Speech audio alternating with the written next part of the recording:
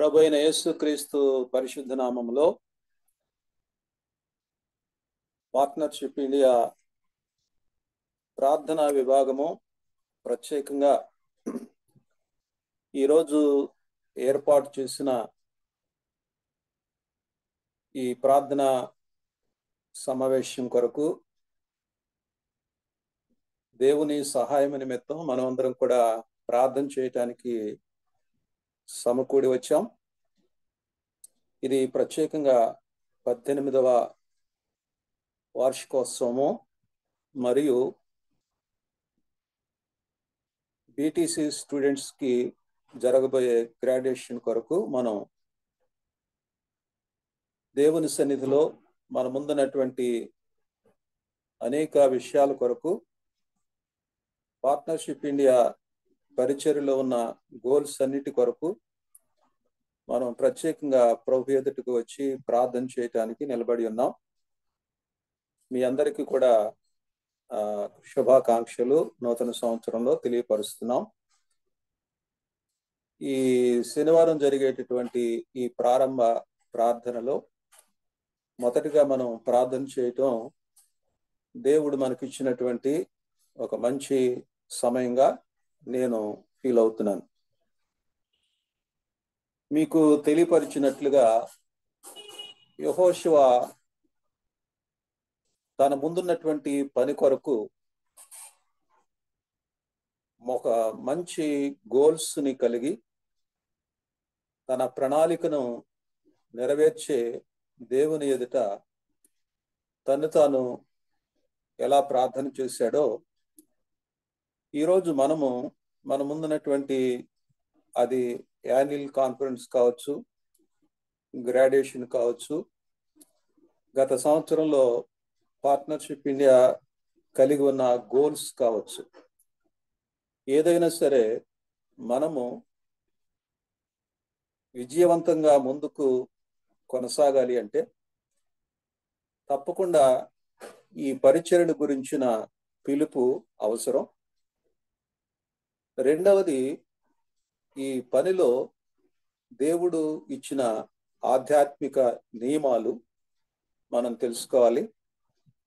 మూడవది, పని చేసేటప్పుడు విశ్వాసమును కనపరుచుకోవాలి. నాలుగవది, ప్రార్థన చేసి పనిని జరిగించాలి.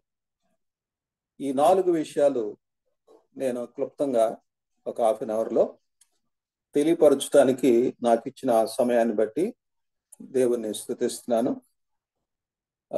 కృష్ణన్న గారికి అదేవిధంగా ప్రసన్నకు కూడా నేను ధన్యవాదాలు తెలియపరుస్తున్నాను. ఈరోజు నడిపిస్తున్నటువంటి రాజాకు కూడా ప్రత్యేకమైన వందనాలు. యెహోషువ గ్రంథము 1వ అధ్యాయము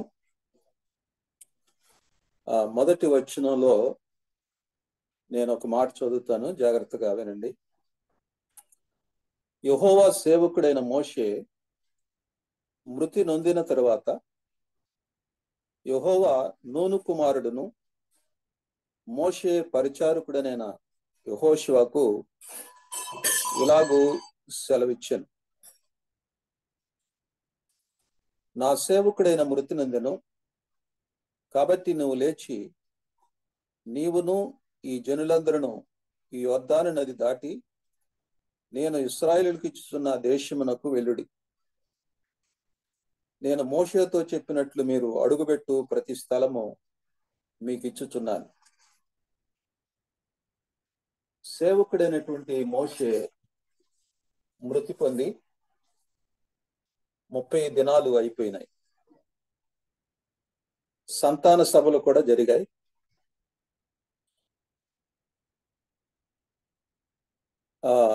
గతాన్ని ఇంకా మరిచిపోకుండా గత జీవితంలోనే జీవించే జ్ఞాపకాలు నెమరు వేస్తున్నాడు జాషువా. మోషే ఉన్న సమయంలో జరిగిన సంఘటనలు అక్కడ ఉన్న మనుషులను మర్చిపోలేక గతాన్ని అలా ఆలోచిస్తూ ఉన్న సమయంలో ఈ కనాను దేశానికి ప్రజలను నడిపించే ధ్యేయంలో ఆ గతాన్ని మర్చిపోయి మోషే ప్రోత్సహించిన మాటలను ఆయన చేయగలనో లేనో అని భయపడుతున్న సమయంలో ప్రస్తుత కర్తవ్యాన్ని ఆలోచించే ఒక ఆలోచనని దేవుడు యెహోషువతో మాట్లాడి, భవిష్యత్తులోకి తొంగి చూడు,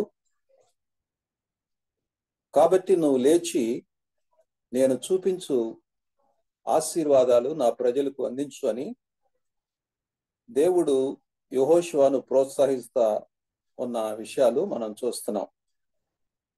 యెహోషువ గ్రంథంలో 24 అధ్యాయాలు ఉన్నాయి. అక్కడ మనం చూస్తున్నాం యెహోషువ ఒక సైన్యాధిపతిగా, ఒక మంచి నాయకుడిగా దేవుడు అతనిని ప్రోత్సహిస్తున్న సమయము మనము ఈ గ్రంథం అంతటిలో చూస్తాం.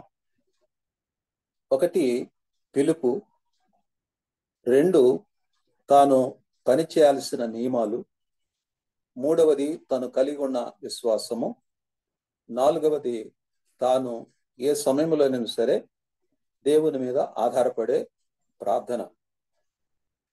మనందరినీ కూడా దేవుడు ఈ సమయంలో ఏర్పాటు చేసుకోవటం, పార్ట్నర్షిప్ ఇండియా పరిచర్యలో మనమందరం కూడా కలిసి ఒక టీముగా మన ముందున్నటువంటి గోల్స్ కొరకు ప్రార్థన చేసి పనిని ఈ నూతన సంవత్సరంలో మనం ముందుకు కొనసాగటం మన ముందున్నటువంటి ఒక కర్తవ్యంగా మనం చూస్తూ ఉన్నాం. మనము ఇవన్నీ కూడా దీవెనకరంగా చూడాలి అంటే మనకున్న బ్యాక్గ్రౌండ్ ఏంటి? God's choice. దేవుడు మనల్ని పిలిచాడు, దేవుడు మనల్ని ఎంపిక చేసుకున్నాడు.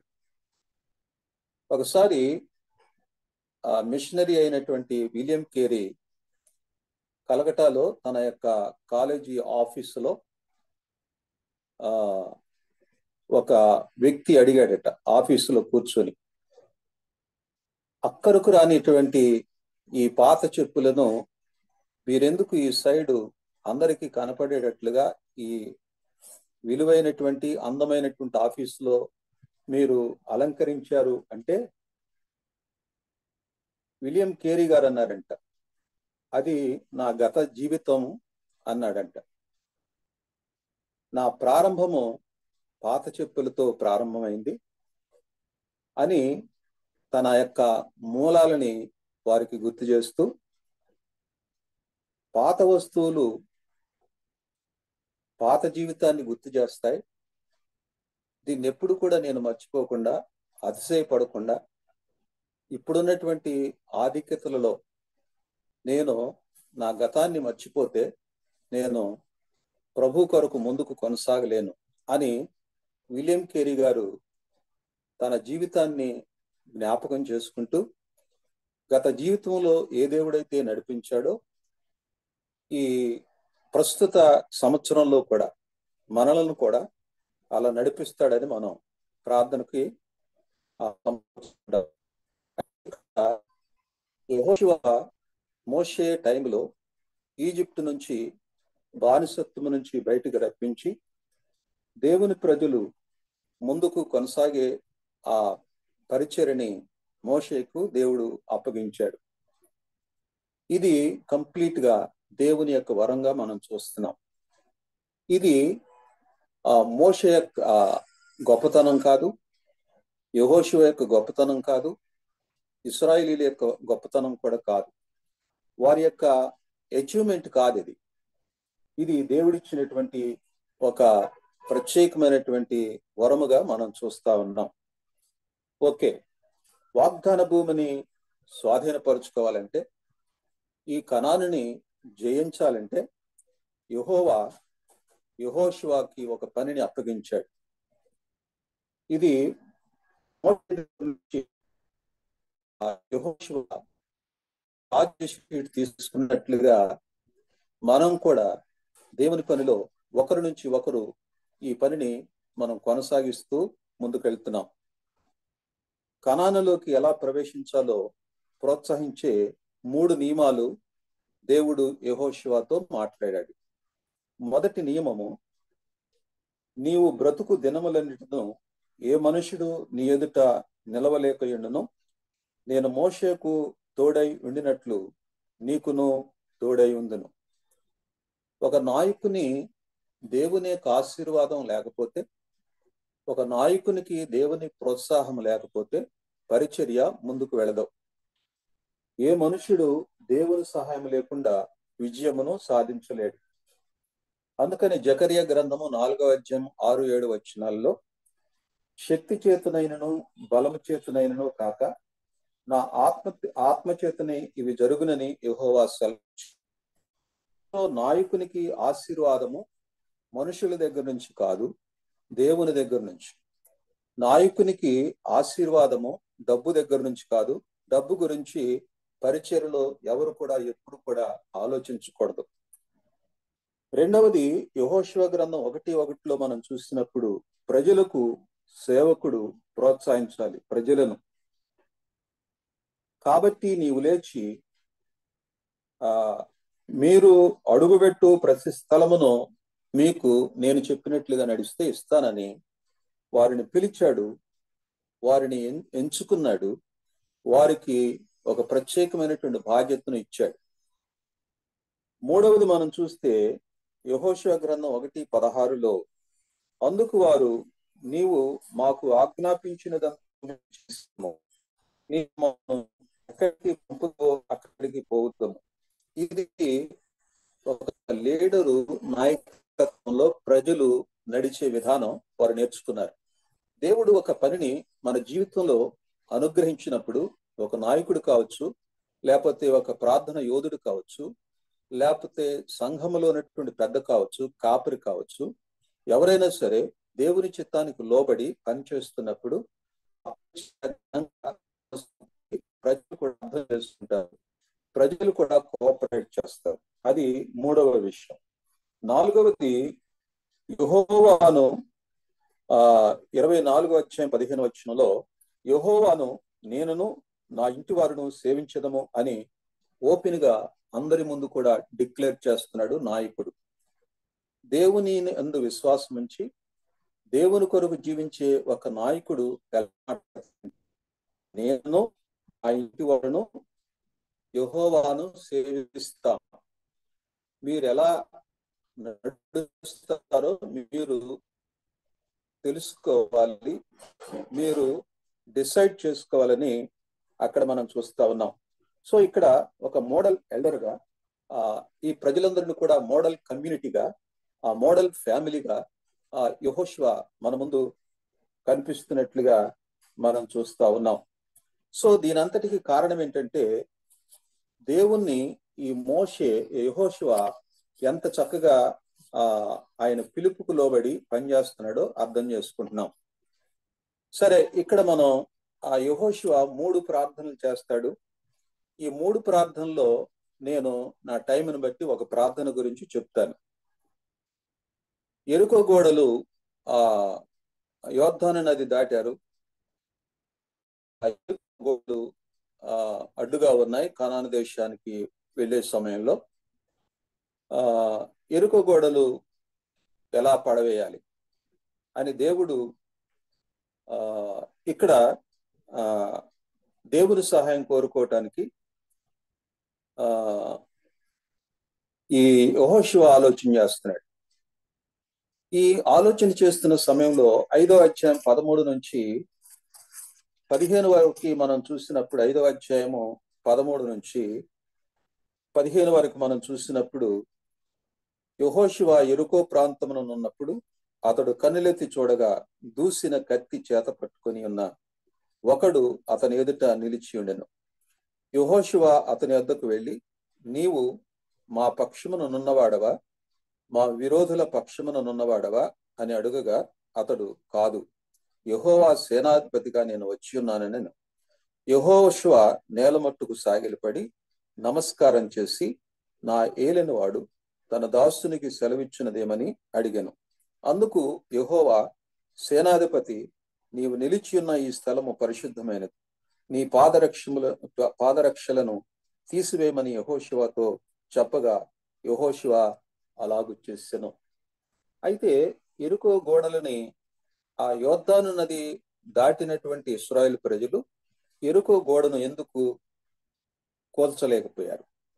అది యెహోషువ ముందున్నటువంటి సమస్య.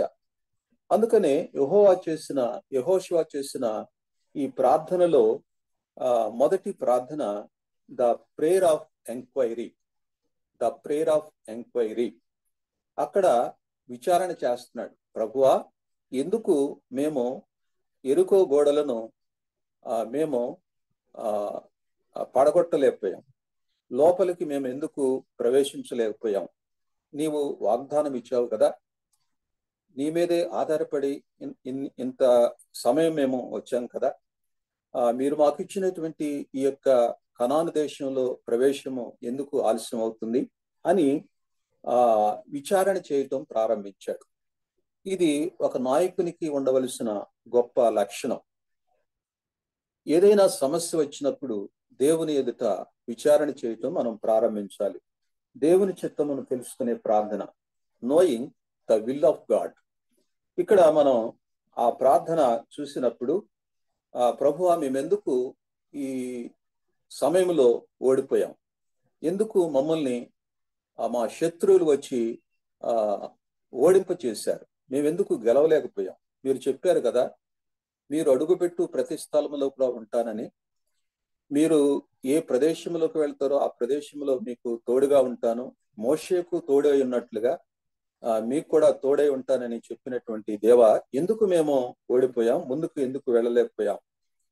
యెహోషువ ఒక గొప్ప నాయకుడు. లోపములు తెలుసుకున్నాడు. లోపములను సవరించుకోవాలి. లోపములను ఒక మంచి నాయకుని యొక్క లక్షణం ఏంటంటే, ఎక్కడ ప్రాబ్లం ఉందో ఆ ప్రాబ్లంని తెలుసుకోవటం, ఆ ప్రాబ్లమ్స్ కి సొల్యూషన్ కూడా తెలుసుకోవటం. ఇది ఒక నాయకునికి ఉండవలసిన లక్షణం.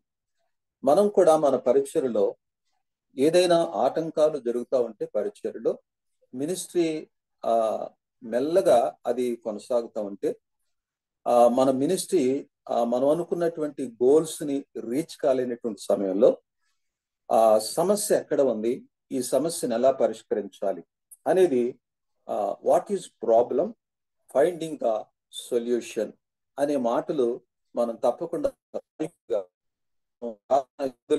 తీసుకోవాలి. అయితే ఇక్కడ ఉదాహరణకి ఒక ప్రయాణం చేస్తున్నటువంటి వాహనం ఆగిపోయింది అనుకోండి. ఈ ప్రయాణం చేస్తున్నటువంటి వాహనం ఎందుకు ఆగిపోయింది, దాని ప్రాబ్లం ఏంటి అని తెలుసుకోవటం, తర్వాత తిరిగి ప్రయాణాన్ని కొనసాగించటం మనం చేయాల్సిన కర్తవ్యం. సో ఇక్కడ ప్రార్థన అంటే ఏమిటి? ప్రార్థన అంటే మనకు తెలిసిన విషయాలు ఏంటి?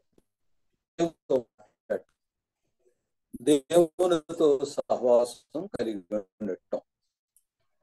ఇంతేనా మన జీవితంలో? ఇది మామూలుగా మొదటి అడుగులు. ప్రభు, ప్రార్థన అంటే ఏంటి? What is prayer? దేవుని చిత్తం తెలుసుకోవటం నెంబర్ 1. ఈ ప్రయాణంలో మన పరిచర్యలో అసలు ఈ సంవత్సరంలో మనం పెట్టుకున్న గోల్స్, మన ప్లాన్స్ లో దేవుని చిత్తం ఏంటి? రెండవది, దేవునికున్న భారం ఏంటి ఈ విషయంలో, దాన్ని తెలుసుకోవటం. మూడవది, దేవుని యొక్క ఉగ్రత ప్రజల మీద, లేకపోతే ఈ లోకంలో ఉన్నటువంటి ప్రజల యొక్క జీవితాల్లో ఉన్న ఆ పాపం మీద దేవుని యొక్క ఉగ్రత ఎంత స్థాయిలో ఉంది, ఏ విధంగా ఉంది, ఏ విధంగా కొనసాగుతుంది, దాని కొరకు ఆయన ఎంత భారము కలిగి ఉన్నాడు అనేది ప్రార్థనలో తెలుసుకోవాలి. నాలుగవది, దేవుని యొక్క సింహాసనమును కదిలించే ప్రార్థన చేయాలి. అంటే శక్తివంతమైన ప్రార్థన చేయాలి. ప్రార్థనలో శక్తి ఉంది. అయితే మనము చేసే ప్రార్థన శక్తివంతమైన ప్రార్థనగా ఎలా ఉండగలదు అని మనం నేర్చుకోవాలి. ఐదవది, దేవుని పని చేయటం, ఇతరులను కూడా మనం పని చేయించేవారుగా మనము ప్రార్థన మనల్ని పురుకొల్పుతుంది. మనం చేసుకుంటే పోవటం కాదు, మన తోటి వారు కూడా అది ఎంకరేజ్ చేస్తూ, ప్రోత్సాహపరుస్తూ ఇతరులు కూడా దేవునిలో చేసేటట్లుగా. ఆరవది, చీకటి శక్తులతో పోరాడటం, చీకటి శక్తులతో ఏ విధంగా పోరాడాలి అనేటటువంటి విషయాలు ప్రార్థనలో మనం చూస్తూ ఉంటాం. ఇవన్నీ కూడా యెహోషువ ప్రార్థనలో మనం చూస్తూ ఉంటాం. ఒకసారి హన్న అడిగింది, ప్రభువా, నాకు ఒక కుమారునివ్వు, నా మీద ఉన్న నిందను నేను పోగొట్టుకుంటాను అని చెప్పింది. అమ్మ, నీకు ఎందుకు పిల్లలు కావాలి? నాకు పిల్లలు ఉంటే నింద పోతుంది, అందరూ కూడా నన్ను గొడ్రాలు అంటున్నారు అని అన్న దేవుని సన్నిధానంలో మొరపెట్టినప్పుడు అప్పుడు నేను నిందుంటే ఏమవుతుంది నీకు అని చెప్పేసి అప్పుడు ఆమె ఏమని చెప్పిందంటే, దేవా, నాకు గనక నువ్వు కుమారుని ఇస్తే మరలా తిరిగి నీకు ఇస్తాను అని అన్నప్పుడు వెరీ గుడ్. అంటే దేవుడు ప్రార్థన ఎట్లా వింటాడంటే, ఎలాంటి ప్రార్థన వింటాడంటే, ఆ ప్రార్థన స్వార్థం కొరకు మనం ఎప్పుడు చేయకూడదు. దేవుని మహిమ కొరకు, దేవుని యొక్క చిత్తము తెలుసుకొని ప్రార్థన చేయటం అన్న ఎప్పుడైతే నేర్చుకుందో, అన్నకి అమ్మ, నీకు కుమారునే కాదు, ఒక ప్రవక్తని ఇస్తాను, ఒక మంచి సేవకుని ఇస్తాను, ఇశ్రాయేలు ప్రజలందరినీ కూడా ఒక తాటి మీద నడిచేటటువంటి ఒక వ్యక్తిని నీకు ఇస్తానని చెప్పేసి ఆ అన్న యొక్క ప్రార్థనను అంగీకరించి అన్నకు ఎంతో సహాయం చేశాడు. అలాంటి ప్రార్థన మనము చేయగలిగితే ఈరోజు, అలాంటి ప్రార్థన మనము దేవుని సన్నిధిలోకి తీసుకురాగలిగితే, ఒక గొప్ప తన నిందనే కాకుండా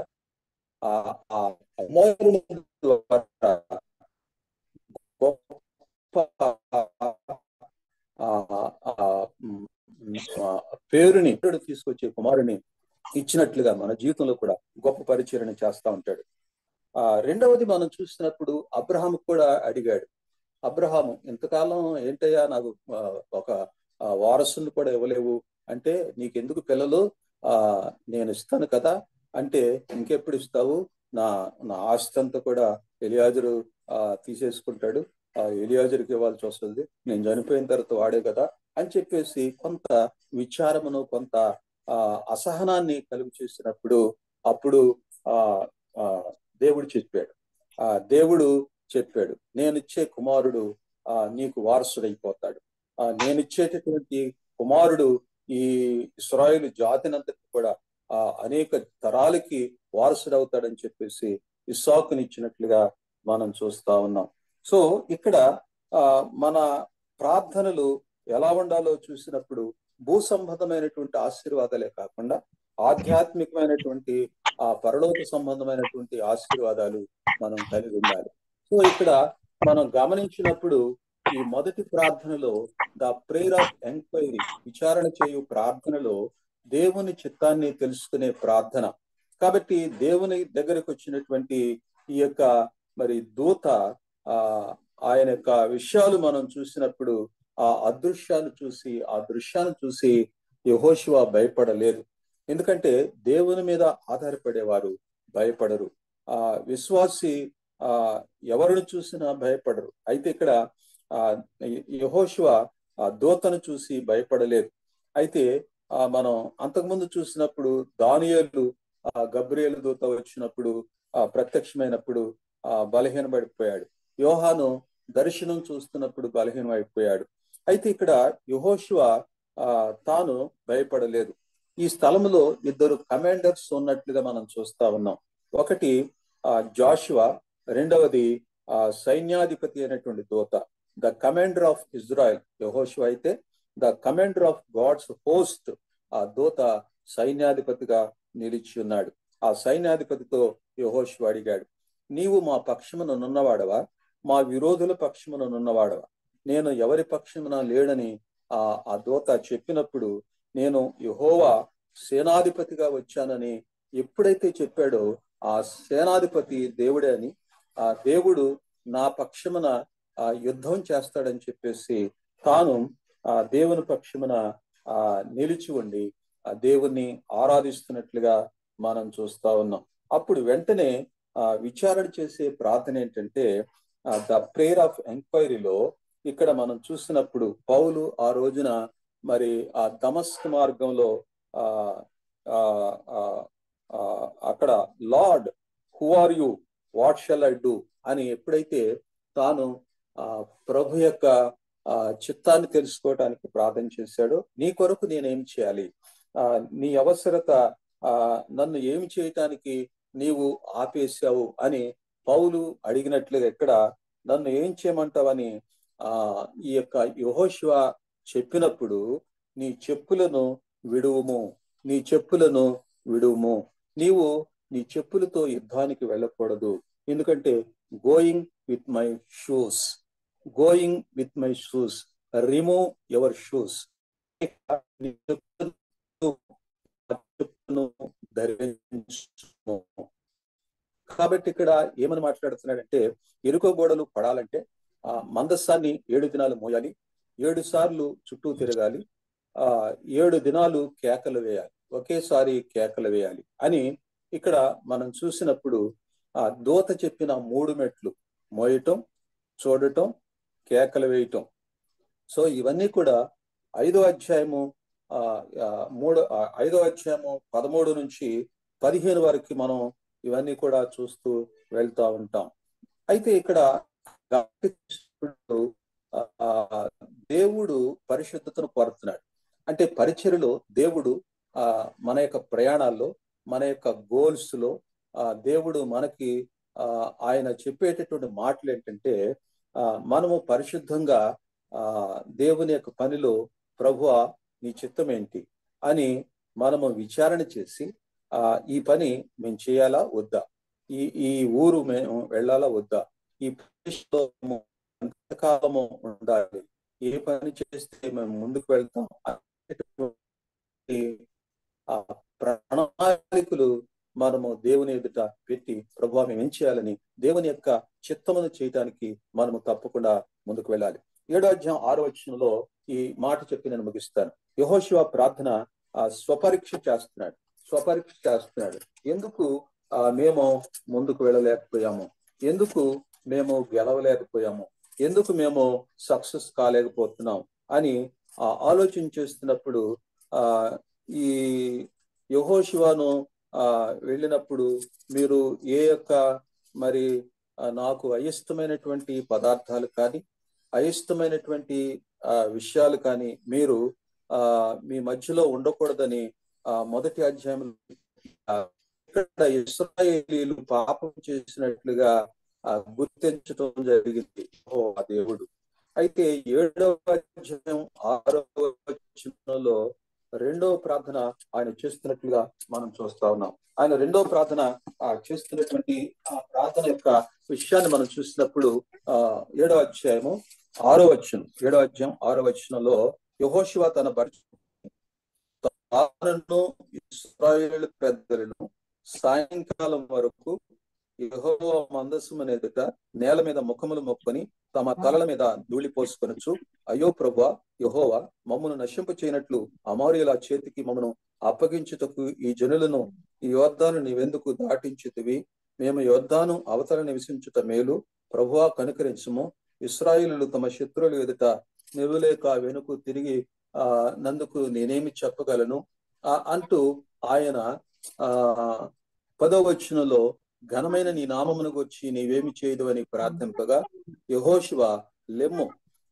నీవేళ ఇక్కడ ముఖము మోపుకొందు, ఇశ్రాయేలీయులు పాపము చేసి ఉన్నారు అని ఆయన చెప్పినట్లుగా మనం చూస్తా ఉన్నాం. ఒక నాయకుడు టీముని నడిపించేటప్పుడు ప్రార్థన యోధులందరూ కూడా ముందుకు వెళుతున్నప్పుడు ప్రార్థన యోధుల్లో కానీ టీము లీడర్ కానీ పాపము చేయకూడదు. దేవుడు పరిశుద్ధుడు, మనమందరం కూడా పరిశుద్ధంగానే పరిచర్య కొనసాగించాలి. కాబట్టి ఇక్కడ సమస్యను గుర్తుపెట్టే నాయకుడు కావాలి మనకి, అది మన బాధ్యత. క్షమాపణ అడగాలి, అది మన బాధ్యత. అయితే ఒప్పుకున్నప్పుడు విజయాన్ని ఇవ్వటం ఆయన బాధ్యత. సో ఇక్కడ పాపం ఉంది కాబట్టి, పాపము చేసే ఆకాను ఉన్నాడని గుర్తించలేదు కాబట్టి అక్కడ ఎరుకో గోడలను పోల్చలేక ఆ శక్తి మనం చూస్తా ఉన్నాం. కాబట్టి ఇక్కడ మనం చూసినప్పుడు పాపమును ఒప్పుకునేంత వరకు కూడా విజయము రాదని ముందుగా దేవుడు సెలవిచ్చాడు.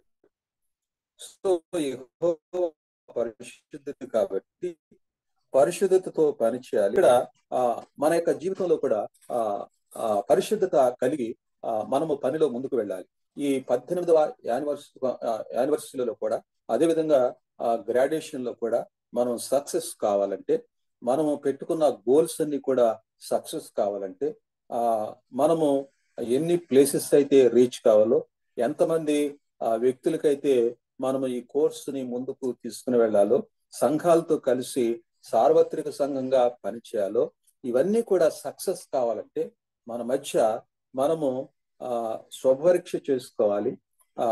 రెండవది, మనము ఏ పనిలో ఉన్నామో విచారణ చేస్తూ ఉండాలి. దేవుని చిత్తం తెలుసుకొని పరిశుద్ధంగా జీవిస్తూ మనము మన ముందున్నటువంటి గోల్స్ ని రీచ్ కావటానికి దేవుడు సహాయం చేయటానికి మనం అడుగుతూ ముందుకు వెళ్ళాలి. కాబట్టి ఇక్కడ 2 విషయాలు నేను చెప్తున్నాను. మొదటి ప్రార్థనలో విచారణ చేయు ప్రార్థన, రెండవ ప్రార్థనలో స్వపరీక్ష చేసుకునే ప్రార్థన. యుద్ధములో మనం ఓడిపోవటానికి కారణం ఏంటో యెహోషువ గుర్తించి ఆకానుని ఆయన కలుసుకొని ఆకానుని ఒకసారి తన యొక్క పాపమును గురించి తెలుసుకొని ఆ పాపమును ఎంతవరకు జరిగిందో అందరి ఎదుట కూడా దాన్ని తీసుకుని వచ్చి, మరి ఇశ్రాయేలు ప్రజలు ఆ పాపము చేసిన వ్యక్తిని ఎలా ధర్మశాస్త్ర ప్రకారం చేయాలో ఆ విధంగా ఆకానుని రాళ్లతో కొట్టి చంపినట్లుగా మనం చూస్తా ఉన్నాం. అయితే ఆ పాపము చేసిన వ్యక్తి కానీ, ఆ పాపము చేసిన పదార్థాలు కానీ వారి మధ్యలో ఉండకూడదు. అది శపితమైనటువంటి పదార్థాలు, శపితమైనటువంటి విషయాలు వారి మధ్యలో ఉండకూడదని పరిశుద్ధుడైన దేవుడు మొదటి అధ్యాయంలో చెప్పిన మాటని ఈ యొక్క యెహోషువ గుర్తించలేదు, యెహోషువ గమనించలేదు. యెహోషువ ఓడిపోయినప్పుడే ఎందుకు ప్రభువా అని విచారణ చేసి, ఎందుకు ఇలా జరిగిందని అడిగినప్పుడు, ప్రభు చెప్పినప్పుడు ఆకాను యొక్క పాపాన్ని గుర్తించి ఆ పాపమునకు విరుగుడు చేసి తిరిగి వారు బయటకు వెళ్ళినప్పుడు శక్తివంతమైన ప్రార్థనలు చేసి వారు కనానులోకి ప్రవేశించినట్లుగా మనం చూస్తా ఉన్నాం.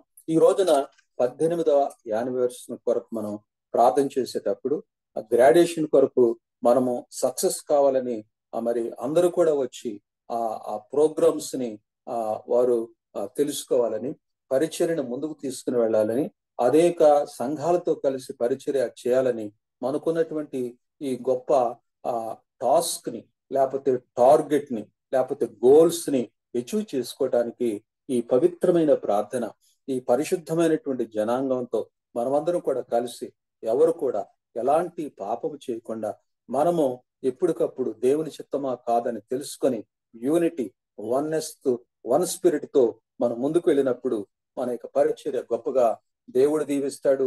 ఇలాంటి దీవెన మన పరిచర్యలో ఈ నూతన సంవత్సరంలో 2024వ సంవత్సరంలో మనం పెట్టుకునబోయే గోల్స్ అన్ని కూడా సక్సెస్ఫుల్ గా ఈ 12 నెలలు మన ముందున్నటువంటి సమయంలో మనమందరం కూడా కలిసి ముందుకు వెళ్తానికి దేవుడు ఈ 2 విషయాల్ని మన దగ్గర నుంచి కోరుతున్నాడు. దేవుని చిత్తమా కాదని తెలుసుకోవాలి.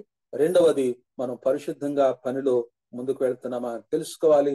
ఈ 2 కూడా మనం తెలుసుకొని ముందుకు వెళ్ళినప్పుడు దేవుడు మన పక్షాన యుద్ధం చేస్తాడు, మన పక్షాన ఆయన సహాయం చేస్తాడు, మన పక్షాన మన గోల్స్ ని అచీవ్ చేసి ముందుకు తీసుకుని వెళ్తాడు. అలాంటి కృపను మనమందరూ కూడా గమనించి ఈ రోజు ముందున్నటువంటి కొన్ని ప్రార్థనాంశాల కొరకు మనం ప్రార్థన చేయడానికి మనల్ని మనం సిద్ధపరచుకుందాం. అలాంటి కృపను మనందరికి దేవుడు అనుగ్రహించునుగాక. ఆమేన్. థ్యాంక్ యూ అన్న.